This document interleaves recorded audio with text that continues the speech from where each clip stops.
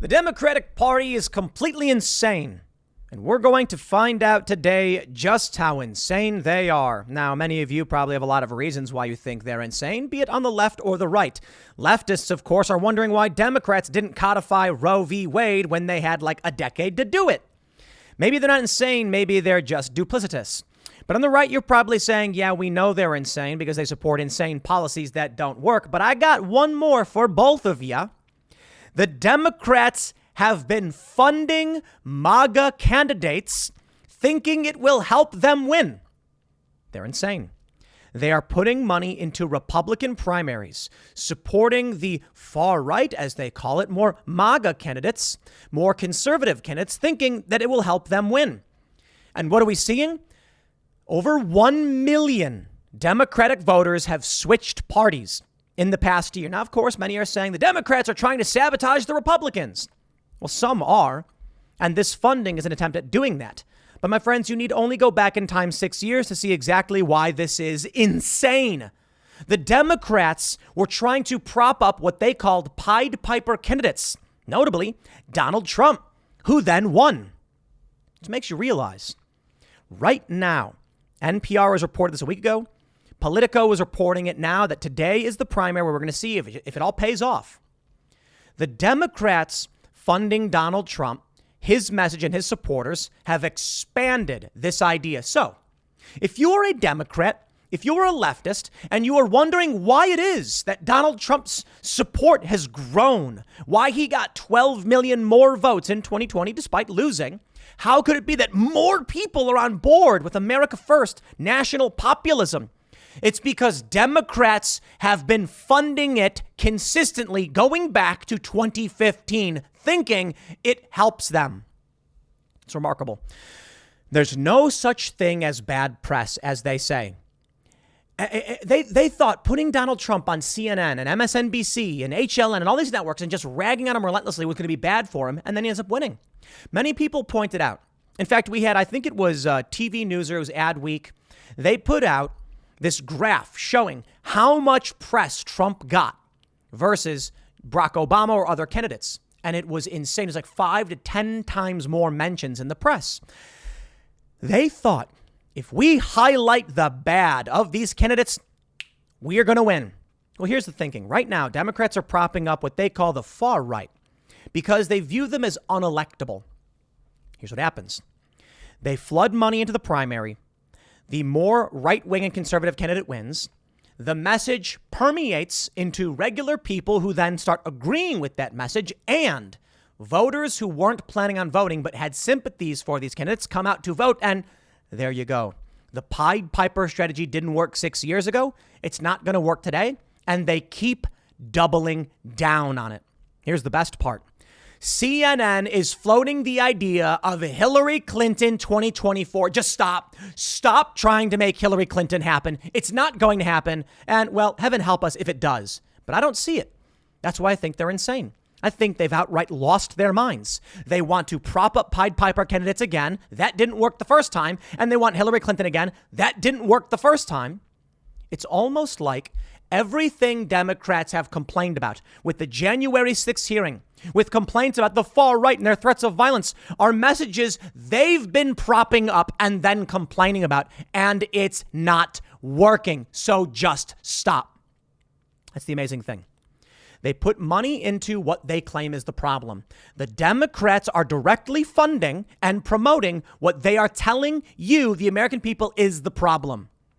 So, okay. They deserve to lose for 1,000,001 reasons. Let's read exactly what's going on. We have an NPR story and a Politico story. Before we get started, head over to timcast.com and become a member to help support our work. As a member, you'll get access to exclusive segments in the Timcast IRL podcast Monday through Thursday at 11 p.m.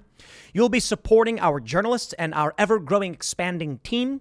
They write every day. We fact check, and we really do appreciate your support. We're working on some documentaries. The Federal Reserve and gun control are two big projects we have lined up. And we use infrastructure that is resilient to censorship, Rumble infrastructure, because we don't want to put money into these companies that would censor us. If you like what we do and you want to support the mission, head to timcast.com and sign up. But don't forget to smash that like button, subscribe to this channel, share this video right now with all your friends, and let's get started. with NPR. Why Democrats are paying for ads supporting Republican primary candidates. Democrats are buying ads supporting far-right GOP primary candidates in the hopes of facing them in the general election, a strategy that former Senator Claire McCaskill of Missouri tried in 2012. It didn't work. It doesn't work. It won't work. But thanks for the free money, I guess. Now, I'll only read a little bit of this because this is an interview they've transcribed. Ari Shapiro for NPR says, in Republican primary contests this election year, some candidates are getting a boost from an unexpected place. Democrats. They go on to say, Shapiro says, the House Majority PAC is affiliated with the Democratic House leader Nancy Pelosi. The strategy playing out in many states goes like this. Democrats give a boost to Republican primary candidates with extreme views, hoping they will be less competitive in the general election than a more moderate GOP candidate. It's a risky move with potential to backfire. Former Senator Claire McCaskill is a Democrat who has talked about how she used this tactic to win her race in Missouri in 2012. Welcome back to All Things Considered. McCaskill says, well, every race is different. In my situation, there were 3 viable candidates, like Todd Akin was kind of the weirdest one. I knew he might say some weird things if he were nominated, and so he had less money. So we took a poll, figured out what Republican voters would really like about him, and we spent millions of dollars promoting him by telling Missourians all the things that Republican primary voters liked about him. But the general election, independent voters didn't like about him. That is just so evil. It's just so evil. Instead of saying, like, here's the candidate, here's why you should vote for me, they trick people into supporting a candidate and then losing. And every one of these people who bought into it, do you think they're happy when their candidate lost? So I'll tell you what ends up happening. The people who hear these things, who identify with this candidate, and then hear his message, they believe that message, they absorb those ideas, and they don't let them go. Claire McCaskill, you are at fault for everything you claim is a problem today. It's hilarious. But here's what I want to say. As we read this story of Democrats trying this strategy at a time when Democrats are unpopular, it shows that they are too stupid to understand why this won't work now. People are switching from Democrat to Republican, not because the Republicans are offering something better. They're doing it because Democrats are offering something bad, period. Gas prices over $5, wokeness. If you come out and prop up in this way a fringe far-right Republican, the voter isn't going to say, I don't like them. They're going to say, screw the Democrats. Gas is $5. I would vote for a ham sandwich if it would beat you. So while the Democrats prop up the message of the far right, they say, they don't understand the reason they're going to lose has nothing to do with Republicans. Andrew Yang with a Twitter thread. Bravo, good sir. I have things to criticize him for, but I do like the guy. He says, Democrats are spending millions boosting more extreme and beatable candidates in Republican primaries around the country. How much do you want to bet this backfires in some cases? It already is, buddy. It already has. They thought the same thing about Trump. It's the perversion of the two-party system in action. Tuesday's races feature 4 races in which Democratic candidates or groups are seeking to influence Republican primary voters, including a more than $30 million effort in the Illinois governor's race. If one of the more extreme candidates wins, Democrats will then ask, how did this happen? When anyone could have told them they were playing with fire, the losers will be the public. Think about it. Imagine weighing my chances of winning versus quality of leadership this community gets, and coming out with my chances of winning are more important than the chance that we elect someone extreme and out of step because we spent millions helping them. They did this in Pennsylvania in the governor's race. I don't know where PA goes this year. None of this would be possible or necessary if we did away with closed party primaries and replaced them with nonpartisan open primaries and unranked choice voting. Stop the consultant-led two-party nonsense. It's on the ballot in Nevada this year. Let the people actually vote. Does this kind of polarizing BS make the case for a third party? Yes, it does. I'm just going to read one response right here. They say, as a PA resident and voter, I'm not sure which way it's going either. It's a weird state. I'm trying to get the other residents of the homeless shelter where I'm staying registered to vote. I think I'm making progress too. I support Josh Shapiro on social media. All I can do. Well, here it is. Democrats' big bets on GOP primaries come due. What to watch in Tuesday's elections. I don't think it matters what happens here. I think it is fair to say an honest assessment is that the Democrats are outright insane. At the very least, any one of you, left or right, can agree with the following statement. Propping up a candidate, regardless of their politics, will amplify their base.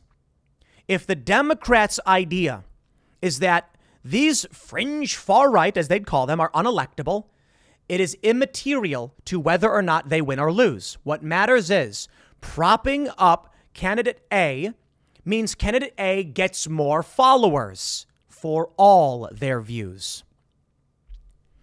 The Democrats may think, well, at least we'll win.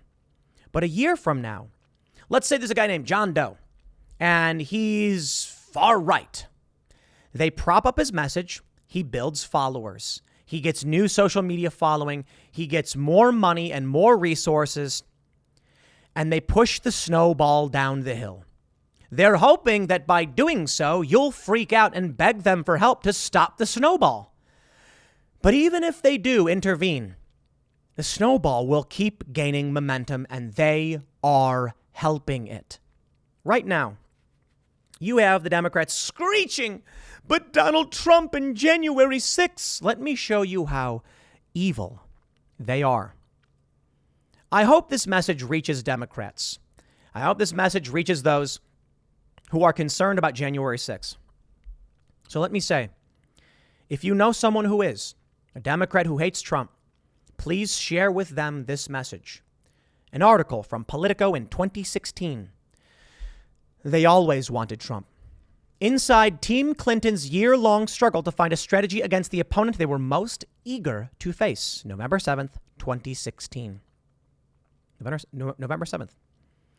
This is 2 days before the election in which Donald Trump won. They write, a set of tables stood where the bed should have been in the 12th floor Manchester hotel room Hillary Clinton's aides were using as a New Hampshire war room.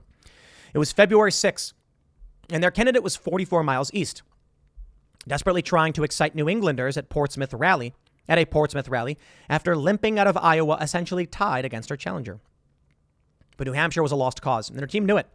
So instead of watching Clinton deliver a speech, members of her senior team huddled around a television in the room that served as a home base for campaign chairman John Podesta, manager Robbie Mook, chief strategist Joel Benenson, and communications director Jennifer Palmieri.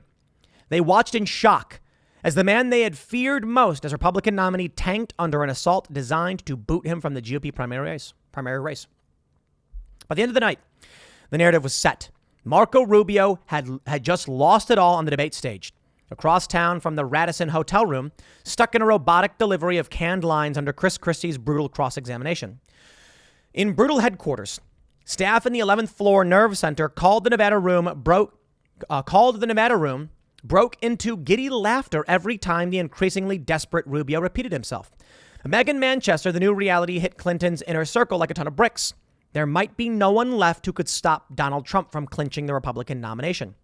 When Rubio got taken out in New Hampshire on the debate stage, that was a moment when I said, okay, this looks like it, said former New Hampshire Democratic Party chair Kathy Sullivan. He was the golden child at that point, and then was just destroyed. That's when I realized that there was something bigger going on, added one of Clinton's longtime friends and advisors who remember watching in disbelief. Feeling in the moment that the ground was shifting underneath the campaign, Trump, quote, is a master manipulator and a master in the counterintuitive. He knows exactly how to get things done. It's disgusting to watch, but it's effective. They want to say, even with that view emerging so early in the contest, Clinton's team would struggle in the ensuing months to land on a strategy that would stick. Within days of the February GOP debate, Clinton's aides started considering how to redraw the battleground map it had been relying on for well over a year, assessing Colorado and Virginia's swing state status and rerunning the numbers on suburban white women and young Latinos. They would direct the Democrat to try out and ditch one campaign slogan after another. And as she finally wriggled out of the primary to face Trump, the strategy was still evolving, producing dramatic tactical shifts, from embracing disaffected Republicans to firing up liberals, from previewing an uplifting closing stretch to savaging Trump with an unprecedented television ad barrage. It was supposed to be Jeb Bush, if you asked Democratic honchos in mid-2015. except when it was always supposed to be Scott Walker. Eventually, they insisted it was supposed to be Rubio, but it was never supposed to be Trump. Clinton circle's initial planning for Bush began even after Democrats wipe out in the 24 midterms, blah, blah, blah, blah, blah. I want to bring you down to the leak of the Pied Piper candidates. The variety of candidates is a positive here, and many of the lesser known can serve as a cudgel to move the more established candidates further to the right. In this scenario, we don't want to marginalize the more extreme candidates, but make them more Pied Piper candidates who actually represent the mainstream of the Republican Party. Pied Piper candidates include, but aren't limited to, Ted Cruz, Donald Trump, Ben Carson. We need to be elevating the Pied Piper candidates so that they are leaders of the pack and tell the press to take them seriously. And that's the point. Donald Trump was that man. So as they said, they always wanted Trump. Now, the Democrats tried claiming to a great degree, no. We didn't want him. We didn't want to beat him. They did. They wanted to prop Trump up. They were hoping that Trump would come out and everyone would follow suit and it would make the Republicans unelectable. They didn't know. The polls were busted. Their data was bad. And now here we are. They're doing the exact same thing. Quite idiotic, I might tell you. Democrats' big bets on GOP primaries come due. Politico writes. Democrats have a lot riding on Tuesday's primaries. The Republican primaries, that is. Tuesday's races feature 4 races in which Democratic candidates or groups are seeking to influence Republican primary voters, including a more than $30 million effort in the Illinois governor's race. There are also multi-million-dollar campaigns to boost far-right Republican statewide candidates in Colorado, the one-time swing state where then-President Trump was trounced 2 years ago. Plenty of other big-ticket primaries are on Tuesday. Don't involve inter-party meddling.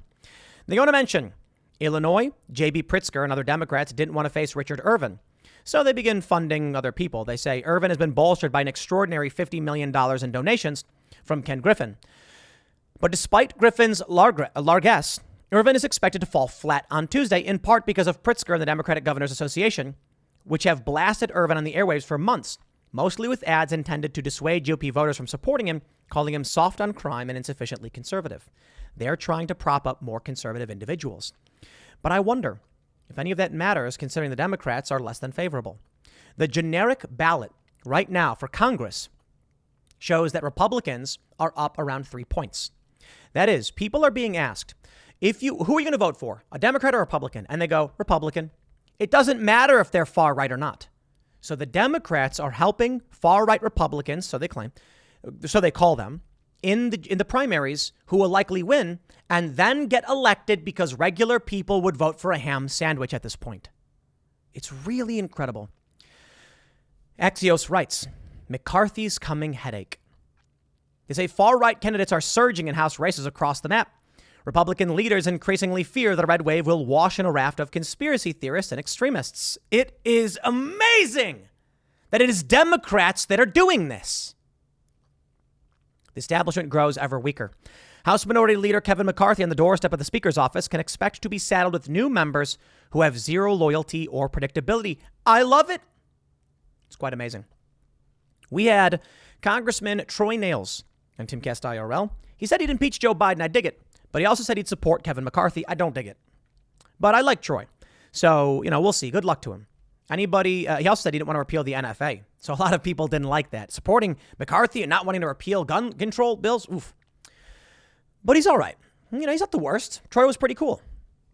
We'll see if he wins. He'll probably get it. He's in the Freedom Caucus. I like the Freedom Caucus. I don't like Kevin McCarthy. I don't think he's the worst.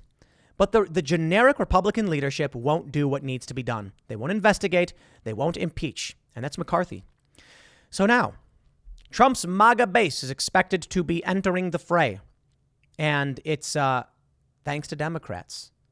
The Democrats who are funding and propping up Trump supporters. Let me give a shout out, though, to all of those on the left. Let me show you this from NPR. Frustration at Biden and other Democrats grows among abortion rights supporters. I'm going to tell you right now. It's almost as if the Democrats are secretly Republicans. And I got to give this one to the Democrat, liberal, leftist conspiracy theorists who think that the Democrats are secretly conservative. Now, outwardly, the Democrats are all in favor of all this stuff and are like, oh, Roe v. Wade. But many are asking, how come when they had control of everything, they didn't codify Roe v. Wade under Obama? They could have. They didn't. Why? They needed the wedge issue. They wanted it. They wanted a wedge issue.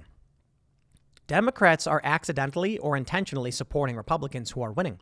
They're giving money to them. I don't care what you... Let me just stop right now. Ignore the reason they claim.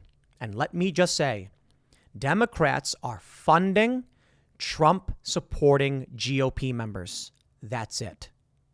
Because they're insane. When they come out and they say, this is what's wrong with this country, and then you're like, yeah, but you're the one funding all of it. Okay. If by that logic, assuming it's all true, Democrats are sabotaging this country intentionally. If a Democrat says the far right is destroying this country and we are the ones propping them up and paying them, then you're destroying the country. It's backfiring. I'm glad it's backfiring. And the Democrats are insane. And now, ladies and gentlemen, just in time for the midterms, CNN says the whispers of Hillary Clinton 2024 have started. No! She can't win. It is laughably insane. Okay, maybe she wins. Maybe here's what they're going for. Joe Biden's out of his mind, and we all know it. But Donald Trump was bad, so you got to elect Hillary. At this point, with the generic ballot favoring Republicans, I think people are going to be like, nope, Hillary's awful. I'll take a Republican. CNN says, in the immediate aftermath of the Supreme Court's monumental decision to overturn Roe v. Wade, conservative writer John Ellis took to the internet to make a provocative case. It was time for Hillary Clinton to make another political comeback. No, it isn't. No, please stop. Now is her moment, he wrote. The Supreme Court's decision to overturn Roe v. Wade creates the opening for Hillary Clinton to get out of stealth mode and start down the path declaring her candidacy for the 2024 Democratic presidential nomination. Ellis's argument is centered on the ideas that 1, President Biden will be 82 shortly after the election. He's simply too old to run again. And 2, the Democratic bench is not terribly strong. I mean, those things are true. He's not the only person eyeing a Clinton reemergence. Writing in the Hill newspaper, Juan Williams makes the case that Clinton should be a major figure on the campaign trail this year. Clinton is exactly the right person to put steel in the Democrats' spine and bring attention to the reality that ultra MAGA Republicans, as President Biden calls them, are tearing apart the nation. Keep talking and talk louder, Hillary. Can I just tell you guys, if they prop up Hillary and more Trump-supporting candidates, you're asking for a repeat of 2016, which results in Hillary losing, people barfing in their mouths a little bit, and then an expansion of Trump support. Thanks for the money, I guess. They go on to say Biden is giving every indication that even at his advanced age, he is planning to run again. The New York Times posted a piece Monday night headlined Biden irked by Democrats who won't take yes for an answer because he's too old. But I'm not here to say the Democrats for themselves. No, they've done this to themselves, and you reap what you sow. The Daily Beast, a fake news website, says, NewsGuard, let me just make sure I can pull this up. Fake news, says NewsGuard. Opinion, will raging liberals cause an anti-Democrat backlash? Dems hope the end of Roe v. Wade will energize their base this November, but you can expect progressive overreach to alienate everyone else again. I certainly think so. Oh, they want me to register. I'm not going to read your ridiculous article, but the Daily Beast, you're fake news. You're fake news, the Daily Beast. Let's see if we can read it anyway. Democrats are betting that anger over the reversal of Roe v. Wade will take down Republicans in the 2022 midterms. This is a plausible if desperate hope. The theory is that the winning side of such a long struggle will now be pacified, while the losing side is energized and outraged. And abortion rights, with some limits, remain broadly popular. Republicans have a secret weapon. Democrats penchant for progressive overreach. We are already seeing signs at multiple levels among activists, elite celebrities, and politicians. It raises the question, could there be a backlash against the backlash? Yes! Elon Musk has come out and said, y'all are losing it. Ladies and gentlemen, I give you Ana Navarro, timcast.com reporting. Ana Navarro doubles down on comments about aborting special needs babies. During CNN's coverage of the Supreme Court's decision to overturn Roe v. Wade, network contributor Ana Navarro used her own relatives with special needs to explain why she believes in abortion. Quote, I have a family with a lot of special needs. I have a brother who is 57 and has the mental and motor skills of a 1-year-old. And I know what that means financially, emotionally, physically for a family, she stated. I have a step-granddaughter who was born with Down syndrome, and you know what? It is very difficult in Florida to get services. It is not as easy as it sounds on paper. And I've got a step-grandson who is very autistic, who has autism. She's actually saying to kill these people. What? I feel bad for your step-granddaughter with Down syndrome. People with Down syndrome lead normal and successful lives. They are human beings. Your 57-year-old brother with the mental and motor skills of a 1-year-old, I feel for you. It is a burden. But are you saying you should have killed him? I'm sorry. You've lost me, you psychopaths. This is insane. This is conservative? Okay, fine. So be it. If it is conservative to say that people of special needs have a right to life, and that I believe we should provide services to help these people, but you think they should be dead, I will vote against you every step of the way. They're going to elect, the Democrats are propping up pro-life candidates. That's what they claim is far right. In Colorado, they're like, this one guy is moderately pro-choice. Let's prop up the guy who's completely pro-life. I would vote for the pro-life guy if it means voting against you murderous psychopaths. And I am not pro-life. But this freaks me out and makes me want to barf. I've got a step-grandson who is very autistic. I know people with autism. They're cool. Some people, I have a friend who has a very, very, very autistic sibling to the point of complete disability. And I feel bad because the strain and the struggle the family faces. But I also feel a sense of, I don't know what the right word is. I want to compliment them. A family that raised someone of special needs, accepting the burden and the responsibility of what it means to have someone who struggles every day with this. You think about what this means. Let me read more. She says, their mothers and people who are in society, who are in that community will tell you that they considered suicide because of how difficult it is to get help, because that's how lonely they feel, because they can't get other jobs, because they have financial issues, because they care. And they're able to give their other children suffers. Tucker Carlson pointed out, it sounded like she was advocating for eugenics. What else could it mean when you say abortion is important because I have special needs siblings and family members? You're basically saying they should have been aborted. So here's the issue. There's a story that comes from my neighborhood. And I apologize if I'm bringing up a sore subject, people back in Chicago. But there is a very famous musician named Chris Medina. I've known him since I was 12 years old. I wouldn't say that we're like friends or anything, not to be rude. It's like we don't really hang out or talk, but we've known each other from the neighborhood. And I would say we've made each other's acquaintances. We've hung out at the same places, many mutual friends. And he taught me how to make my first chord on a guitar.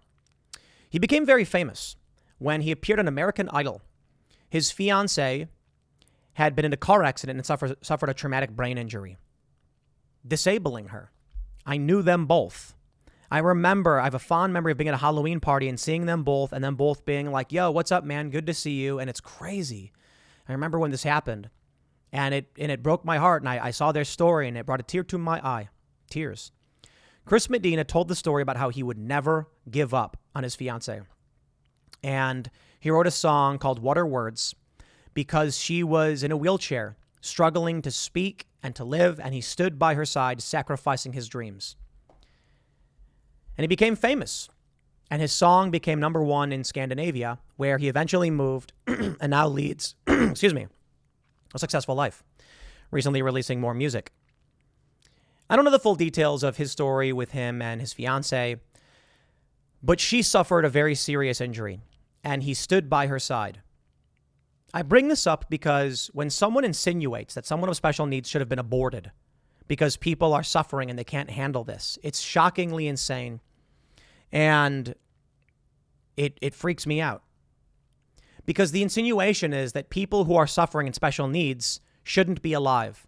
What does that say of someone like Juliet, who was a normal regular, human being and suffered an injury and then became special needs.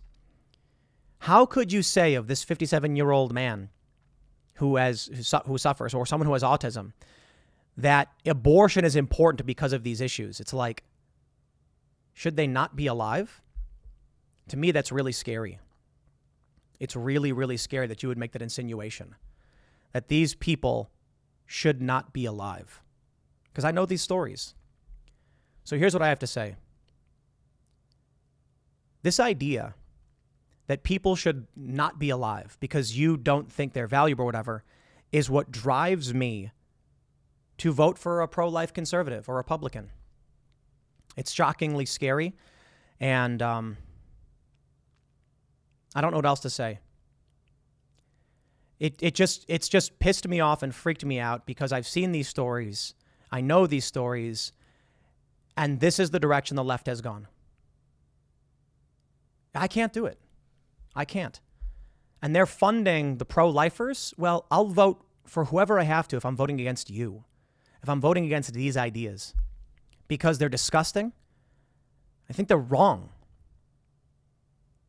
Now, maybe she'll come out and say, oh, no, I didn't need that. But she said her disabled brother and step-granddaughter who has Down syndrome are examples of why they need abortion. Sorry, man. I'm going to speak out against you. I'm going to vote against you. And I'm pro-choice. But what is this? It's just vomitous. So yes, people are switching parties. If the Democrats keep propping up the far right as they describe it, everyone's going to come out and vote for whoever they want, or they're going to vote for whoever they can to vote against you. I'll leave it there. Next segment's coming up at 8 p.m. over at youtube.com/TimCastIRL. Thanks for hanging out, and I'll see you all then.